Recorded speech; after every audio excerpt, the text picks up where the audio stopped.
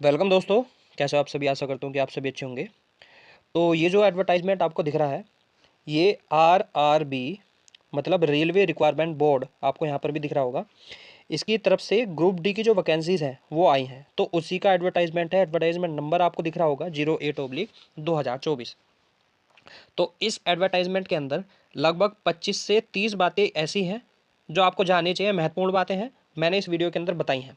ठीक है। सबसे पहली बात मैं आपको बता दूं, तो इस वाले एडवर्टाइजमेंट के अंदर ये सबको डाउट रहेगा कि सर 10वीं क्लास है मेरे पास, क्या मैं इसमें अप्लाई कर सकता हूँ?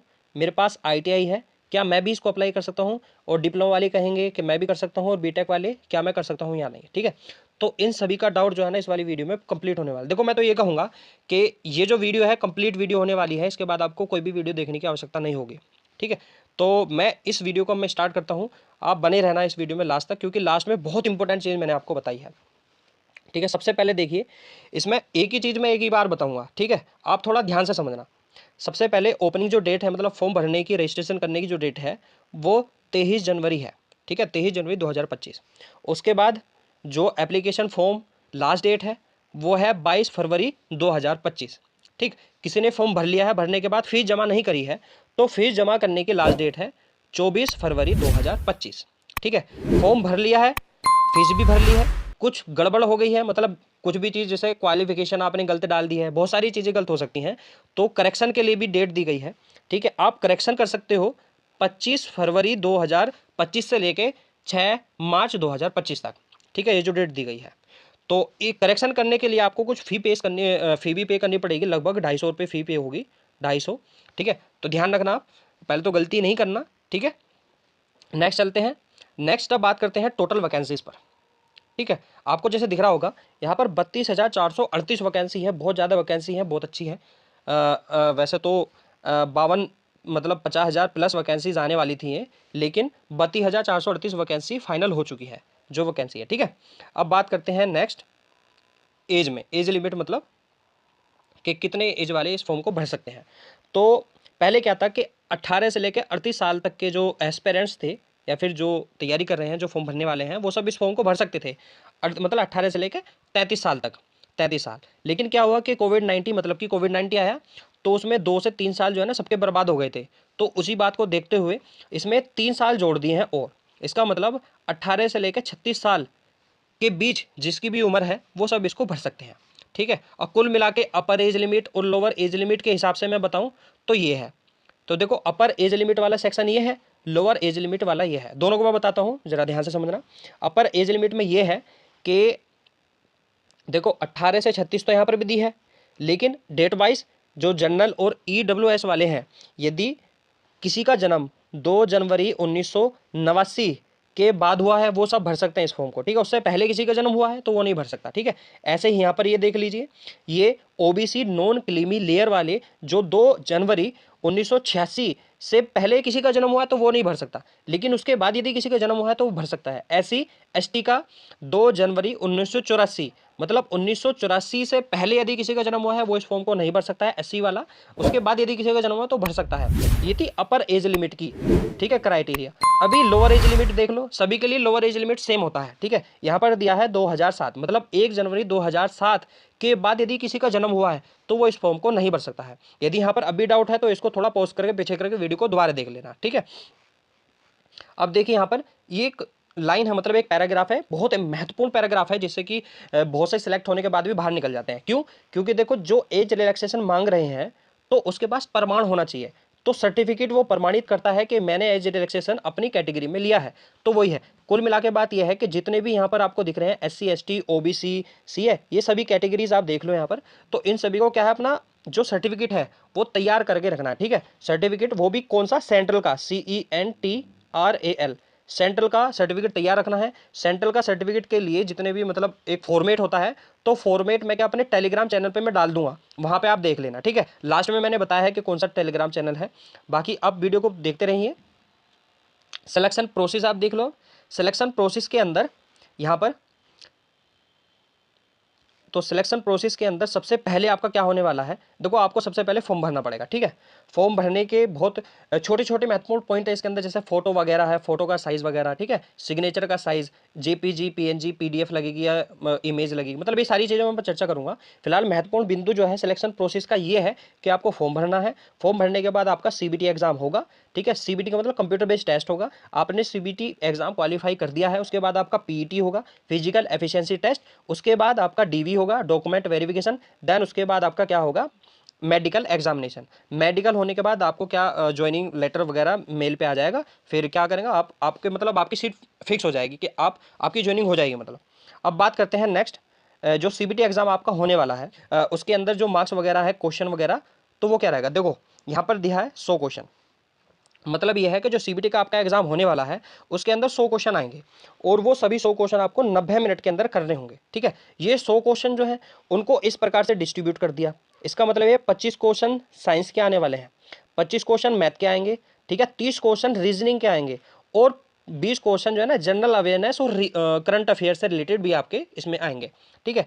तो ये सभी के लिए था। बाकी एक डिपार्टमेंट पीडब्ल्यूडी डिपार्टमेंट ऐसा है जिसके अंदर जो कैंडिडेट्स हैं उनको 30 मिनट एक्स्ट्रा मिलेगी, मतलब 90 प्लस 30 मिनट और मिलेगी, तो मतलब 120 मिनट।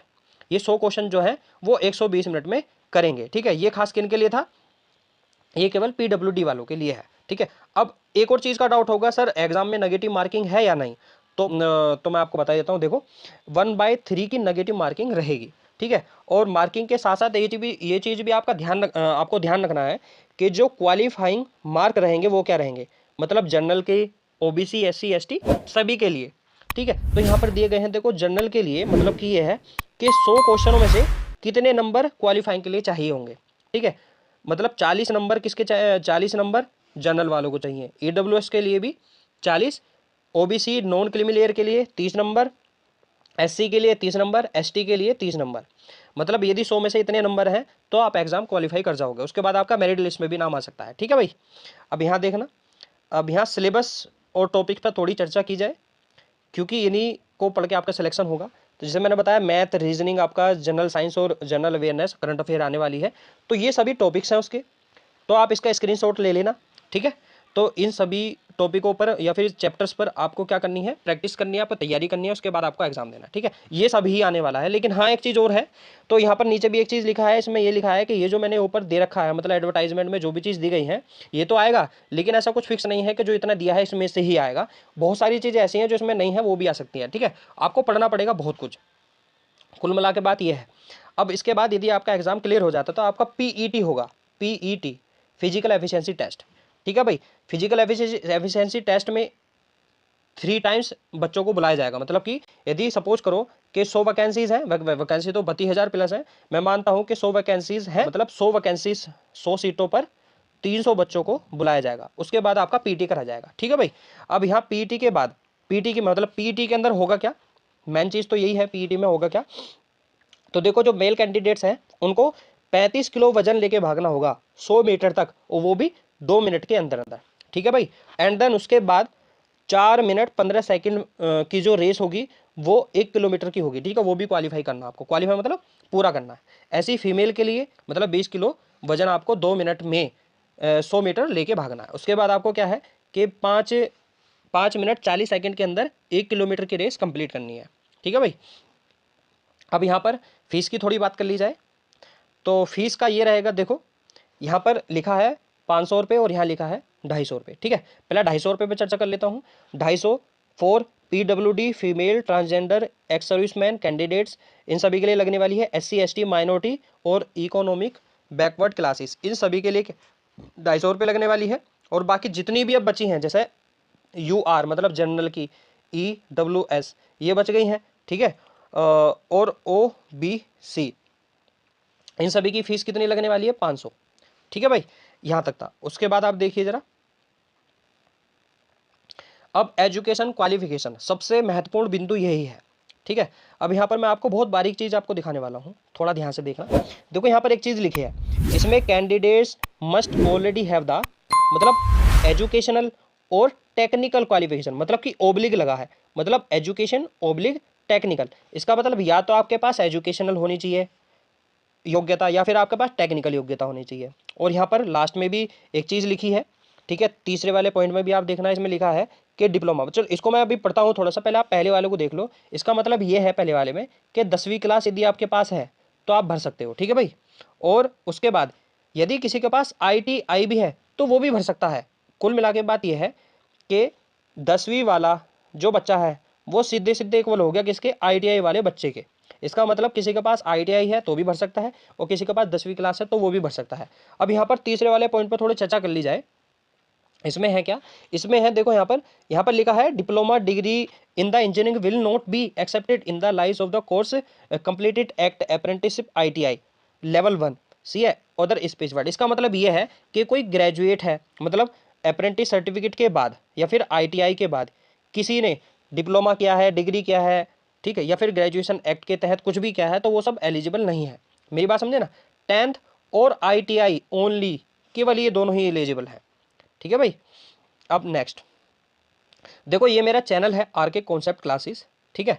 ये जो इन्फॉर्मेशन है इसी चैनल पे आएगी, ऐसी ही बहुत सारी इन्फॉर्मेशन मैं इसी चैनल पे डालता हूँ, ठीक है। तो इस वाले चैनल को जरूर सब्सक्राइब कर लेना यदि आपको वीडियो अच्छी लगी हो, इन्फॉर्मेशन अच्छी लगी हो तो। और जो मैं आपको बता रहा था PDF वगैरह की बात, तो मैं PDF वगैरह जो नई नई चीज़ें हैं, मतलब कुछ भी इन्फॉर्मेशन है तो मैं इस पर डालता रहता हूँ। RK concept classes Telegram channel है मेरा, इसको भी ज्वाइन कर लेना, ठीक है। सभी का लिंक मैं क्या आपके डिस्क्रिप्शन में दे दूंगा।